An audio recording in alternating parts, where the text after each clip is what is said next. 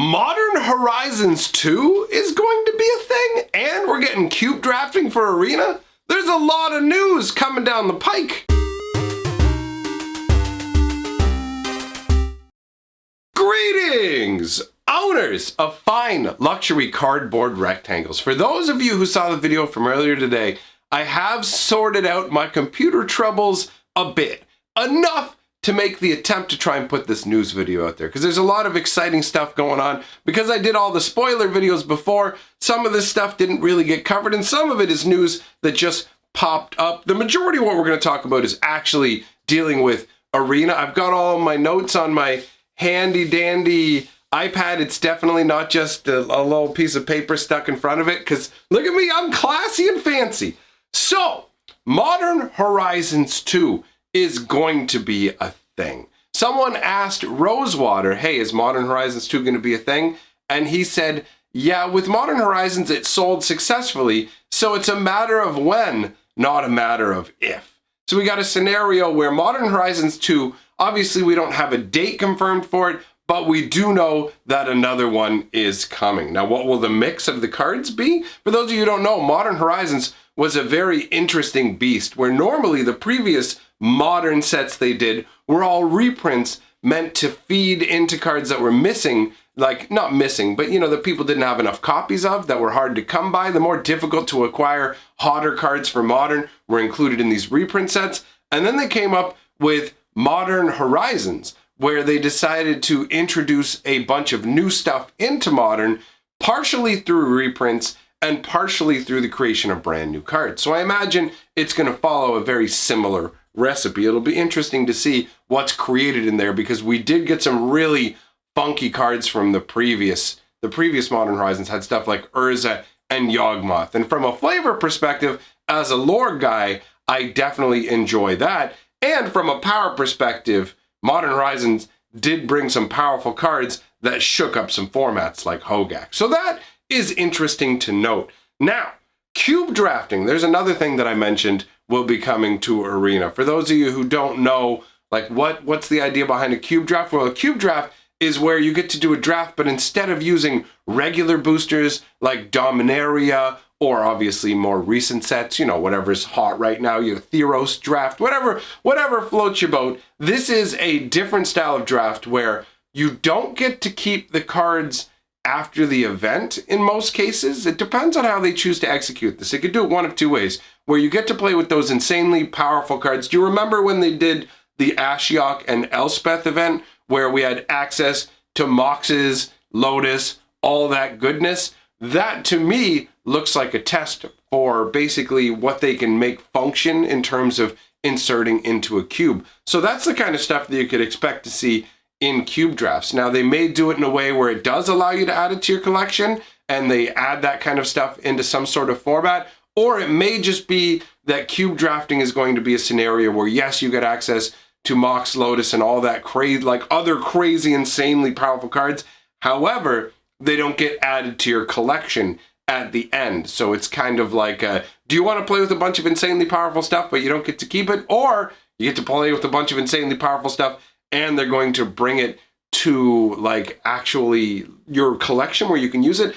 I personally feel like they're going to lean towards just going, you know what, you can only use this stuff in a draft. I don't 100% know exactly how it's going to pan out. I mean, are they going to want to give you access to owning a Lotus and Moxes and things like that? What are you even going to use them in? What are they going to add them to Historic? That would be pretty insane. Anyways, there are other interesting things being added to Arena as well. Some of this stuff is like in development, and some of this stuff is like further out, where it's basically like, okay, we're almost ready to implement this. This is the stuff we're working on, and this is still in the idea concept. So 8-person drafts. If you've ever done drafting on Arena, you will know that it's basically bot drafting, right? Where there are advantages and disadvantages to bot drafting. Bot drafting is incredibly convenient. Normally, when you play in a physical draft, what happens is you will have 8 people sit down at a table, and they will all draft the booster packs, right? So everyone's picking the stuff they want, crafting their strategies. Well, when you're doing a arena draft, there is nobody else participating with you. it's you and 7 robots that are programmed to have particular personalities. You know, it's like, oh, this one kind of likes Grawl a little bit more. This one focuses on this kind of a strategy to a degree. Now, obviously, they're influenced by the cards that come by as well, but you can't really simulate effectively the choices that human players would make with these bots. So as a result, the draft decks that you play with in Arena tend to be more overpowered because you can get more crippling, broken strategies as multiple copies of cards that really shouldn't wheel around the table. So bot drafts aren't really perfect, but you can basically start a draft, wander off, come back whenever you want, and finish doing all of your picks over a period of time. So it does have advantages too. And obviously when you're playing against other people, there are advantages as well. You've got an actual genuine in-person experience, closer to an in-person experience than the bot drafting. So it'll be interesting to see how they implement 8-person drafting. They've got some little tweaks to the collection part area of Arena as well, where now when you get a card for the first time, it will actually show you first on it, and more importantly, new. I like that a lot, actually, the new option, where basically once you log in, take a look into your collection area, if you've gotten new cards, it'll show you, all right, here's how many new copies you have of these cards.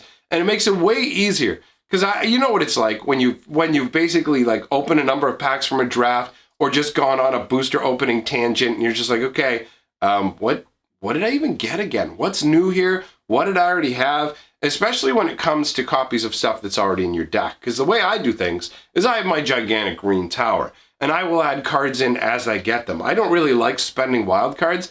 I like to accumulate my collection mainly through cracking boosters, either through draft or through the packs that you get with the codes or from winning drafts, whatever. So I'll have a scenario where I'll only have 1 or 2 copies of a card in my deck. And if I go in to make tweaks, it'll be nice to see on the side highlighted the little like, all right, all the green cards are over here. Here's the ones that you got that are new. So it can be like, oh, sweet, let me put extra copies of these into my deck. So that's a nice little feature. Unfortunately, a downside to that is that they're not allowing you to track it while you're drafting.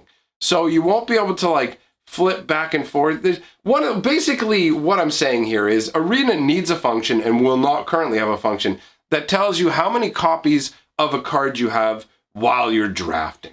So that way, if you want to use commons or uncommons to like flesh out your collection, and you're stuck, like, you know what it's like. If you're doing a draft and there's like 3 or 4 cards left and none of them scream out to you, I'm great for your deck. You just look at them and go, who cares about these? It would be really convenient if you could just hover over the card and it would say amount already in your collection. And then you could go, okay, no point in grabbing the 6th copy of this uncommon or common when I can get the 3rd copy. You know what I mean? And actually build towards having play sets. So that's a feature that we need that's not actually included here, unfortunately. And speaking of another unfortunate bit of news to me is that they've decided to continue charging people for the Brawladays event. I suppose what happened was they got a good enough response in terms of people spending their gold, and so this is going to become a regular thing where you kind of rent or have a subscription style service for Brawladays. That's what it feels like, and I think that's kind of rough, because Brawl should be something you get to do without paying any additional charge, without having to go to the difficulty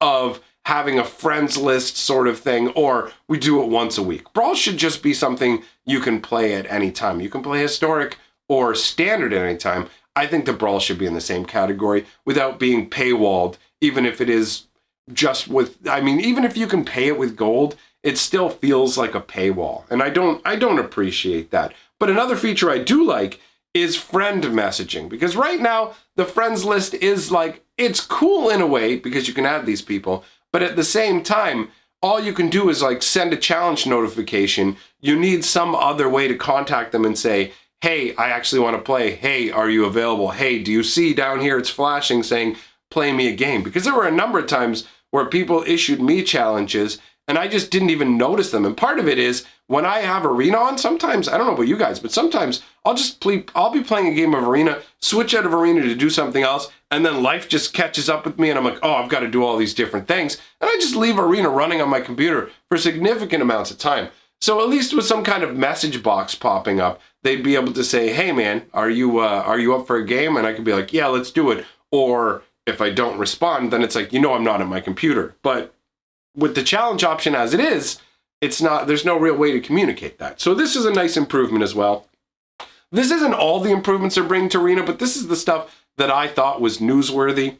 I honestly didn't like the idea of not putting out a video because I always put out videos, and this is the kind of stuff I had wanted to talk about anyhow before the issues that I had with my computer. So I'm going to continue to work with that. Fortunately, it hasn't acted up the entire time that I've been recording this video, which is nice. So let me know what you guys think about all of this. What do you think about the Arena changes? What do you think about Modern Horizons 2 being on the horizon somewhere? Not knowing exactly when, but still. What do you guys think about all that? Let me know in the comments below. If you enjoy what I'm doing here, hit the video with a like. If you want to be subscribed, you are technically allowed to do that, so go right ahead. I'm going to put a link here at the end of the video to a hilarious video that we released on the other channel yesterday. It is a lot of fun. You're definitely going to want to check it out. So big shout out to my patrons and channel members. Thank you for supporting my channel. And remember, together, we are the 6th color of magic.